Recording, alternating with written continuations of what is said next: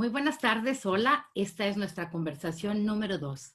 Soy Leonor Quijada de la Sociedad Artística Sinaloense y me encanta poder conversar con gentes que hacen una labor de arte o de promoción cultural importante para México y para el mundo. Personas y temas que importan. Este es el centro de nuestras conversaciones. Mónica Lavín, buenas tardes. Mucho gusto, Leonor, en saludarte, en que compartamos este proyecto. Y este proyecto muy breve, son 20 minutos, no queremos agotar a la gente, tampoco agotarnos nosotros porque los temas pues son infinitos, ¿verdad? En esta ocasión vamos a hablar de pues el gozo de la lectura a propósito de un taller que estarás dando en la Sociedad Artística Sinaloense, en esta plataforma online en la que estamos ofreciendo cursos de creación y de apreciación artística. Eh, la lectura, que es un pues, ejercicio muy personal, pero que también, como lo demuestras en este taller, es también una actividad compartida que se puede disfrutar en grupo. Si es una actividad tan gozosa, ¿por qué leemos tan poco en México?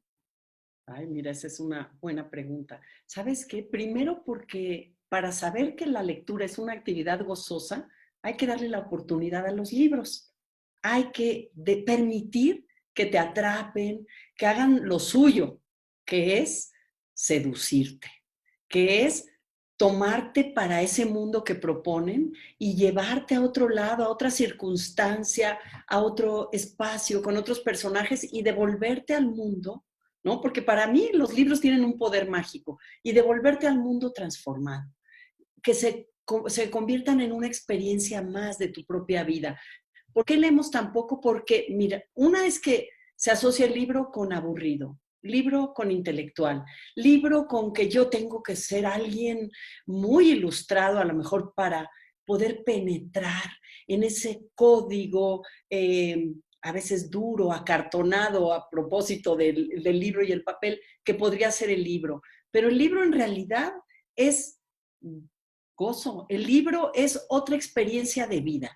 Nada más que en lugar de ser en la pantalla como una película, es en otro sustrato, en la página, que sea en la pantalla o en el papel, pero es otra experiencia de vida. Entonces creo que la solemnidad, creo que el, la aventura incierta, porque nadie te garantiza cómo te va a ir en la lectura. Nadie te dice, no, digo, a lo mejor te aburres, a lo mejor no te gusta, a lo mejor francamente pierdes la cabeza como el Quijote. Tiene su riesgo. Por eso siempre debe pasarte algo cuando lees. Y yo creo que la única manera de saberlo es probándolo.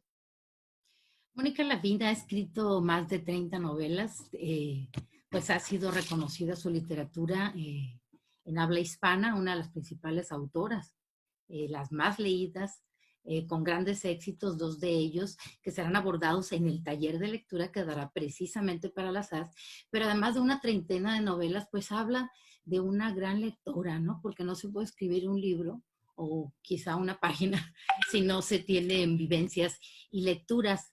¿En qué momento Mónica Lavín decide escribir, dedicarse a escribir? ¿Y cuál fue tu primer libro que te impactó como lectora?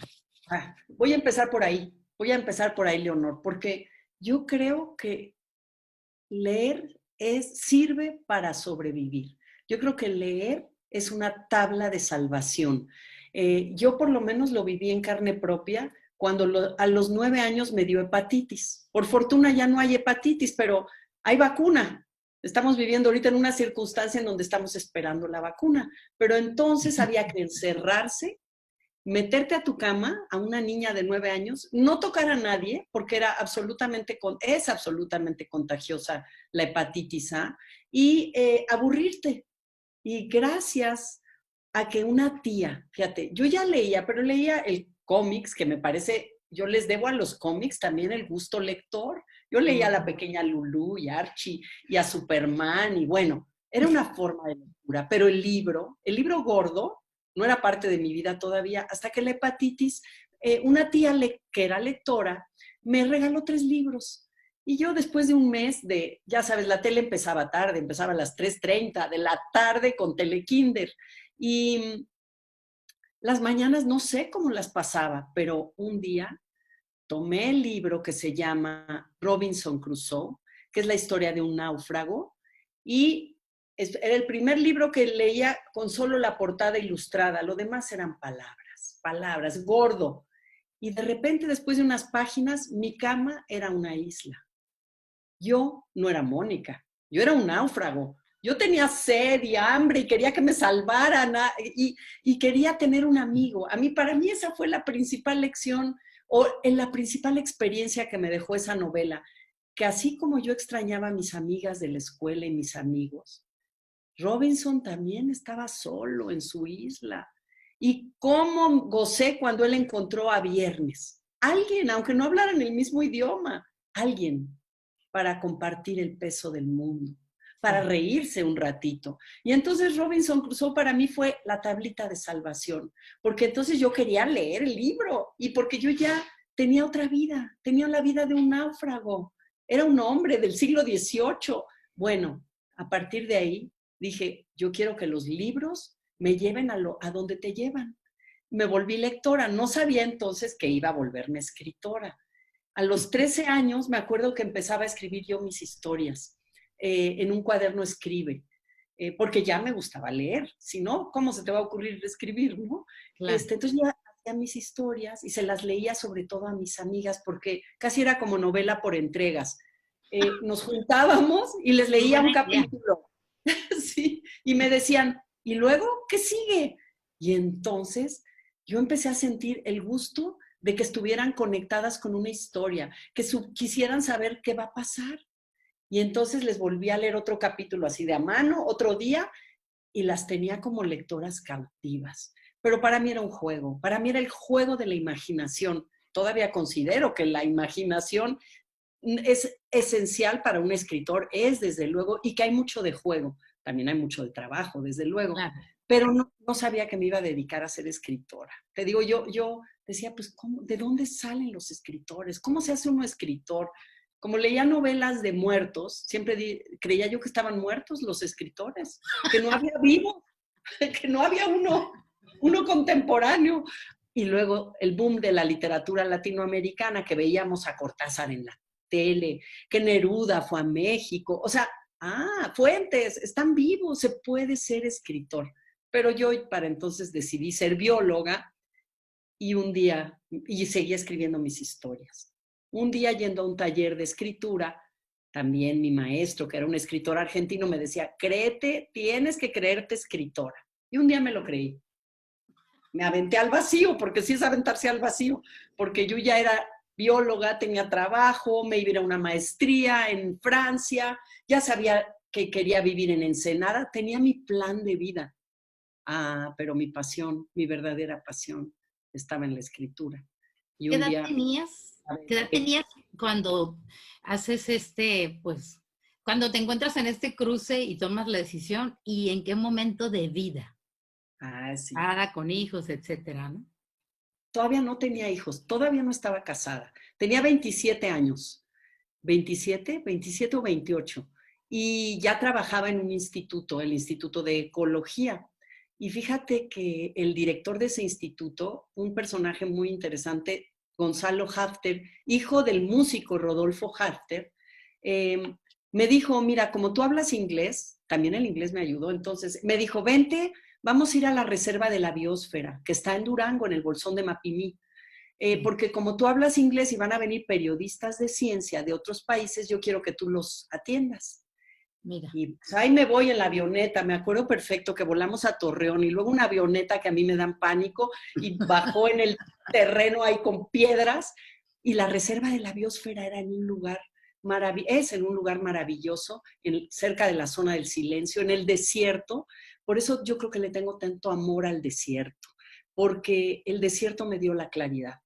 Porque ahí, mientras estaba con estos periodistas que les explicaba, fíjense que aquí se estudia, entre otras cosas, el contenido estomacal de la tortuga del desierto que está en peligro de extinción. Y mientras les explicaba eso, de repente me paré en seco, porque yo los veía que apuntaban, y como que me empezó a gustar lo que ellos hacían, andar preguntando y apuntar. Y entonces me paré en seco, era una chica de la India, una gringa, un alemán, y ya no me acuerdo quién más, hablábamos inglés. Exótico, sí. Y era un atardecer, el cielo casi verde, porque el atardecer en el desierto no es como en otro lado, no hay humedad, es diferente.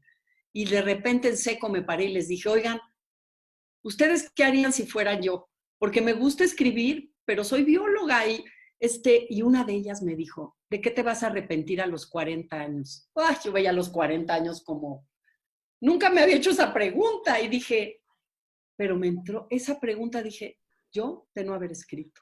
Y Wow. regresé y renuncié al Instituto de Ecología, a la maestría, me busqué un trabajo en una revista para niños que hacían divulgación de la ciencia, Chispa, y me empecé a jugar el camino entre la divulgación científica entonces y terminar mi primer libro de cuentos. Y así fue, así fue.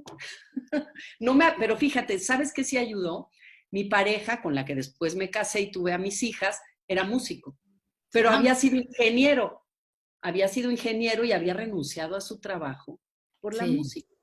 claro. Entonces me acuerdo que él me dijo, haz lo que tú de verdad quieras hacer. O sea, como atiende a tu pasión. Y mi mamá, que me había visto escribir desde chica, también no entendía por qué era bióloga. Entonces, entre los dos se confabularon para darme el empujón final. Dije, ok, me la juego. Fíjate que, bueno, yo he visto muchas bueno, te he leído y he visto muchas entrevistas o algunas entrevistas tuyas y a mí la verdad me interesa mucho la persona desde sus raíces. Eh, en este caso, saber, Mónica, el papel que jugaron tus papás, pues en la vida tuya amorosa, educación sentimental y todo, pero también como la persona que eres ahora, escritor y todo, ellos tuvieron algo que ver. Hay un papel fundamental, Leonor. Qué bueno que me das la oportunidad de decirlo, ¿no? Porque a veces nadie te pregunta eso.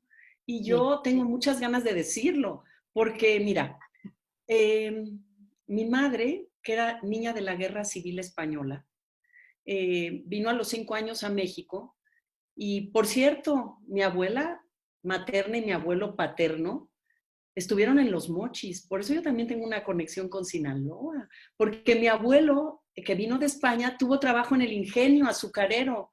Y mi wow. mamá siempre hablaba, yo tengo un cuento que ocurre en Los Mochis gracias a que mi mamá me contaba que de niña fue muy feliz 2 o 3 años en Los Mochis, viviendo como en el campo, entonces mi mamá contaba historias, mi mamá estaba llena de anécdotas, mi abuelo materno también, mi abuela materna tenía las de la guerra, entonces contaban historias, teníamos historias, pero por otro lado, mantuvieron la conexión con España, porque pues se vino la familia solita.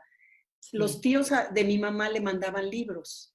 Siempre, cada Reyes, llegaban libros de España. Y estos tíos abuelos mantuvieron con mis hermanos y conmigo la costumbre. Nos llegaban libros de España. Y venían en paquetito. O Qué sea, para bonito. mí los libros siempre tenían que ver con el mar, tanto por Robinson Crusoe como que eran mi conexión con la Pero además un distancia. regalo, ¿no? Una Un sorpresa. regalo. Y era como conectarte con el origen, con algo que se mantenía, y se mantenía con los libros y el recuento. Y por el lado y mi madre era una gran dibujante. Entonces, mi madre sí tenía una vocación artística, pero a ella no la dejaron estudiar pintura porque mi abuelo dijo que era un ambiente de la farándula, ¿no? Ya sabes, y estudió decoración de interiores, pero era una mujer profesionista Sí, para la época. para Qué la maravilla, época. sí. Y mi papá también tiene otra historia de pérdidas, porque mi padre es hijo de españoles también, pero de los que vinieron a hacer la América, a Chiapas, se fueron a Chiapas a poner una finca Café. cafetalera. Yo por eso tengo una novela que se llama Café Cortado. Sí. Pero en realidad mi padre era un autodidacta, o sea, estudió hasta secundaria. Era un autodidacta y yo no sé cómo, por qué, porque leía mucho, quería ser escritor. Quería ser escritor y tenía su maquinita de escribir. Y él admiraba a Hemingway. Él había leído a los escritores gringos, ese era su deseo. Updike, Steinbeck, Él quería ser escritor, pero él tenía que ganarse la vida y fue un buen comerciante, fundó negocios, pero siempre tenía su máquina de escribir. Misma que yo heredé, porque yo sentía que escribir me conectaba con mi papá, que el ruidito de la máquina. Entonces yo tenía como que entre mi padre y mi madre abonaron para ese mundo de la imaginación, para ese mundo de las palabras, para la lectura, y quizás a ellos lo que más raro les pareció es que yo un día dijera, la ciencia me gusta y yo quiero, es más, yo quiero romper con ustedes, papá y mamá, yo quiero tener mi mundo, y mi mundo no es ni el negocio que traté, y soy pésima. En alguna época de la vida dije, bueno, pero si hay un negocio en la familia, vamos a, y yo voy a escribir. Y claro que no, los negocios, y tú bien lo sabes, requieren entrega de tiempo completo. Sí. Y la Pero yo escritura... ni, disculpe, pero yo ni con tiempo completo puedo hacer negocio. Sí, me encantaría ser rica de lo que hago, ¿no? Pero bueno. A ver, pero administrar es Sí. un talento, un talento. Aprendí a respetar a mi padre mucho cuando yo traté, dije, no, pues administro sus tiendas y escribo. Claro que no, se me dormían los dedos de angustia, de hay que pagar a los proveedores. Como que no, no, no. Escribir necesita un poco de ocio, Sí, es necesita verdad. tiempo, espacio descubierto. Y bueno, pues ya te estoy hasta contando de más, pero la cosa es que mis padres siempre me apoyaron. Tan es así que cuando murió mi madre hace 2 años casi, 2 años, sí, 2 años, caray, era mi mejor lectora. Mi mamá leía todos los artículos del periódico y me hablaba por teléfono, todos los libros, ya no veía bien porque tenía mácula, los rompía y con una lupa. Bueno, Linda. está difícil tener una lectora, un lector con la Como dedicación y la devoción de mi madre. Le dije, una vez pensé, oye mamá, para eso sí no me preparaste, para que no iba a tener una lectora como tú. Pero eran grandes, y yo creo que hay que ser así como padres o con la gente que nos rodea. Grandes, daban reconocimiento siempre, sí. te hacían sentirte seguro, estaban atentos, te aplaudían, qué maravilla, te querían, te aplaudían, te comentaban cuando algo no les gustaba de lo que escribías, pero ahí estaban, ahí estaban. Eso de que te aplaudían, bueno, o sea, pues todos cometemos errores, me imagino que has de haber sido porque eres una persona inquieta. Es curiosa la personalidad, la gente se imagina luego un escritor totalmente flemático, serio, nerdo, etcétera, y en realidad tú eres eh, pues una mujer muy simpática, extrovertida, muy dulce, súper buena para la conversación, y entonces me imagino que eras hiperactiva. Sí. Entonces, quiero saber, ahorita hablaste del ocio, es el ocio positivo, porque estaba muy estigmatizado el ocio y gracias a Dios unos estudiosos desde hace algunos años empezaron a destacar los beneficios del ocio, porque son los momentos que te permiten reflexionar, tomar decisiones, etcétera. Eh, Creo que los padres tienen mucho miedo de tener esos momentos de ocio y tampoco hay ejemplo en las casas. Casi los niños no ven leer a sus papás, por ejemplo. Tú tenías esos momentos en tu casa, dices que tu mamá pintaba, tú veías a tus papás leer, fue un ejemplo para ti. Desde luego, incluso fíjate que una vez nos dimos cuenta que habían entrado a robar a la casa. Porque faltaba el tocadiscos. Cuando había estos portátiles, ¿te acuerdas? Unos así, a lo mejor tú eres muy joven, pero unos que te cargabas con tus discos. Bueno, un día nos dimos cuenta que no Tornamesa. estaba. Tornamesa, la Sí. tornamesa. No estaba la tornamesa. Y vimos que había un banquito y se habían saltado la barda. Entonces entramos en pánico. ¿Y sabes qué inventó mi mamá? Que era muy imaginativa. Y claro, me daba motivos para cuentos. Esa anécdota también es un cuento. Y hizo un muñeco, agarró una figura que había en la sala como un santo, le puso una peluca que ella usaba, le puso el saco de mi papá y lo puso a leer. Y le dejó la luz prendida noche y día. Entonces, el asustaladrones que teníamos, era como un espantapájaros, era un lector. Y entonces hacíamos bromas de, ¿qué libro le pusiste, mamá? No, pues está leyendo a Graham Greene. Y entonces jugábamos y le cambiábamos la página. Le dimos vida a nuestro lector muñeco. Es decir, yo los veía leer, sí los veía leer. Y los veía, tenían amigos lectores también.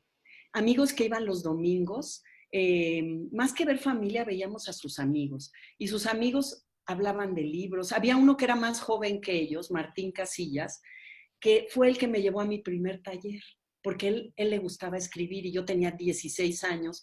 Y entonces, además era muy guapo. Todas mis amigas estaban enamoradas de Martín Casillas. Uy, Seguramente yo también.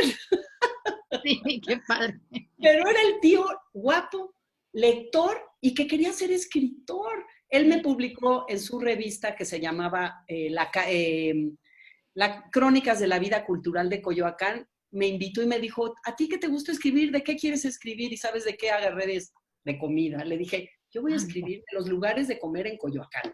Entonces él fue un gran apoyador, un gran padrino, yo diría. Siempre necesitas esas gente que te dé el empujón, que te abra puertas, que te haga ver que es posible, que las cosas son posibles. Y sí, sí leían en la casa, hablaban de libros. Yo admiro mucho cuando conozco escritores que se hicieron solos, que no tenían eso alrededor. Sí, es verdad. Me Sí, consta. pero Sí. fíjate que mi hermano no lee, o sea, tampoco es regla. Tengo un hermano al que quiero muchísimo, pero que nunca se volvió lector, fíjate, Sí. jamás. Hay algo, y bueno, para quienes nos sigan, que esperamos que luego mucha gente comparta y vea estas cápsulas.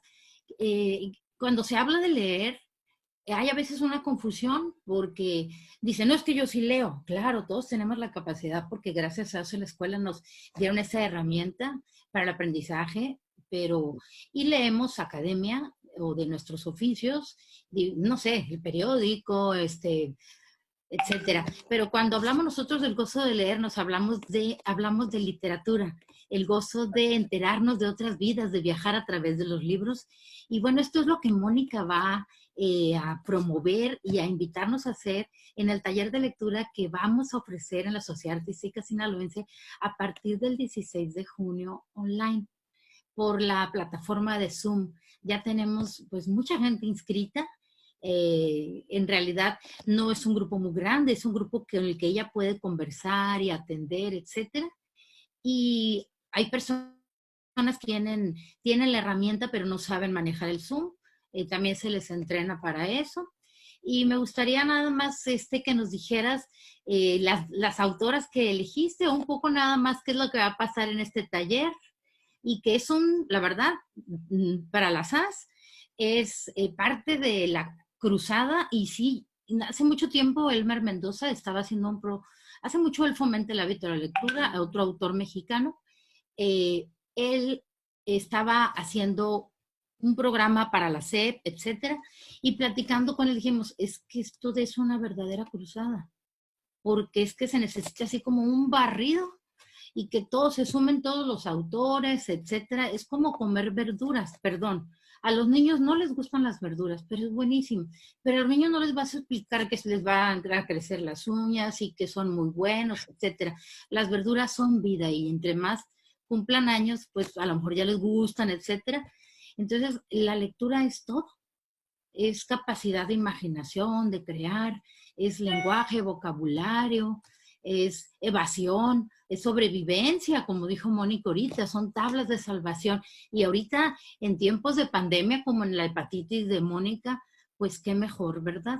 Y otra cosa, mencionaste, Mónica, de que las historias y las películas, etcétera, no hay historia que no esté basada, que no haya sido primero escrita. No hay Exacto. historia de serie de televisión, película, y la mayoría han sido llevadas a la pantalla. Pero el máter, la madre de todo eso, está en el libro. Sí. Entonces, de tu taller, Mónica, ¿qué Fíjate nos además puedes contar?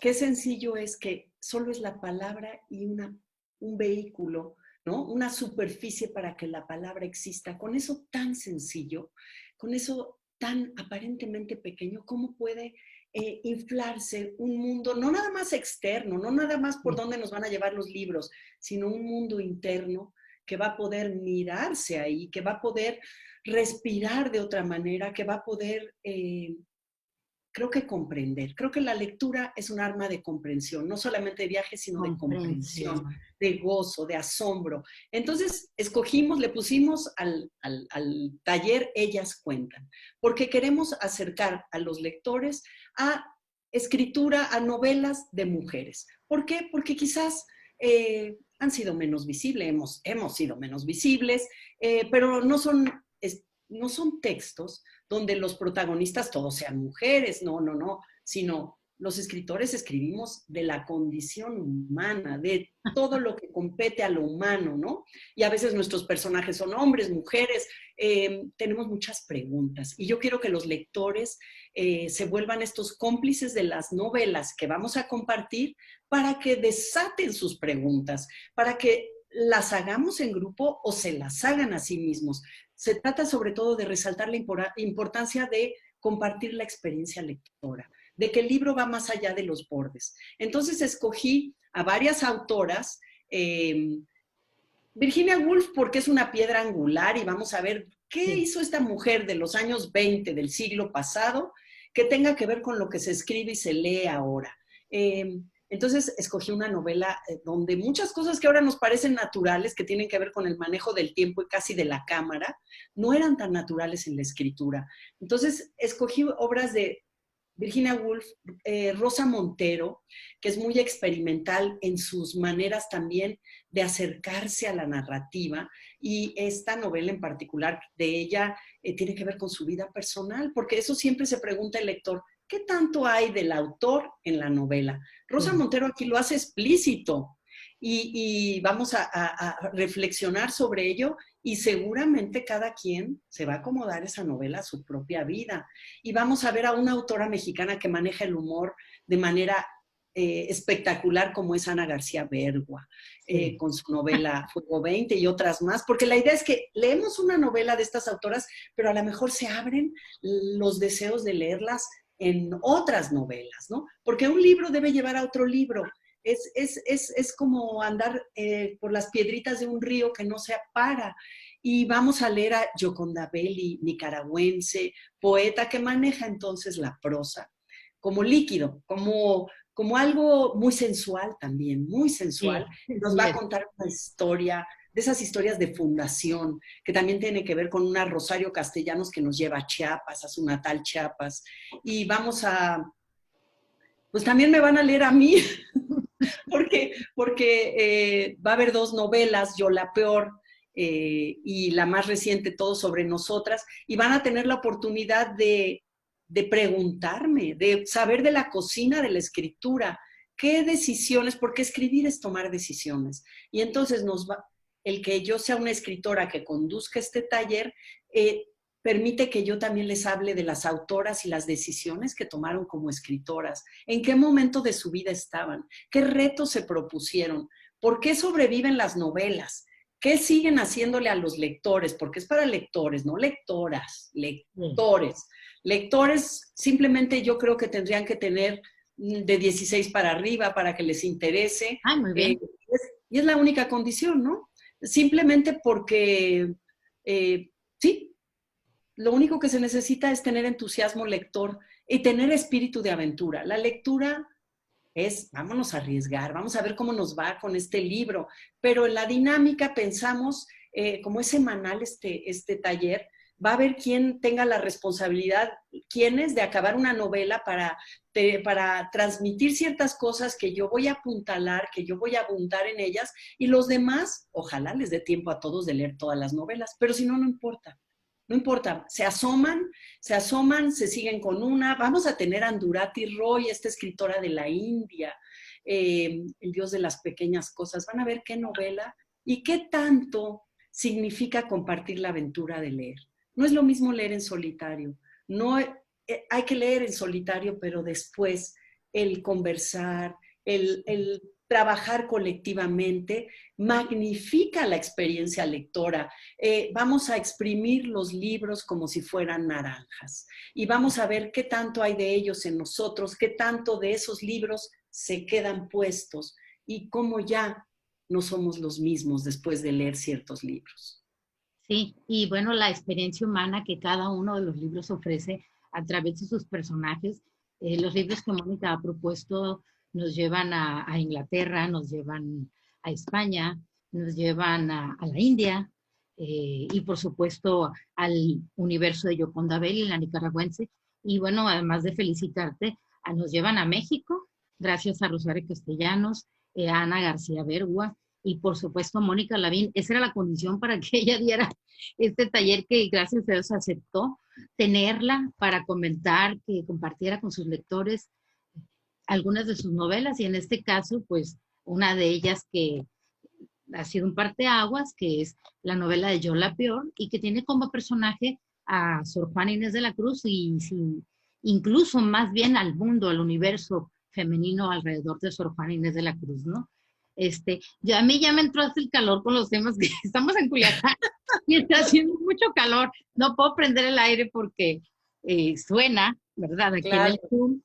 Pero bueno, te veo a ti muy fresca y me da mucho gusto, la verdad, te agradezco muchísimo el tiempo. Vamos a arrancar este taller el lunes 16 de junio, el martes 16 de junio, durante 8 martes seguidos. Es un taller, no es un club, no es un club en el que uno llega y comenta de lo que leyó, lo que acaba de ver y chalala. Van a profundizar un poquito más y como dice Mónica, si no terminan las novelas, pues a lo mejor no alcanza el tiempo y además hasta qué bueno, porque yo creo que la vida es vida mientras hay asignaturas pendientes y cosas que hacer, ¿no? Y bueno, la Desde luego. lectura es la gran asignatura de todos, ¿no? Claro que sí, se abren ventanas que llevan a otras ventanas y es un mundo infinito y además es muy sabroso compartirlo. Es muy sabroso compartirlo y mirar más allá de lo que esperábamos.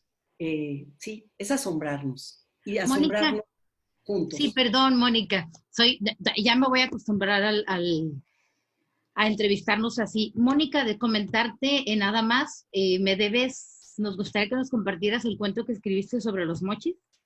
¡Ah, claro que sí!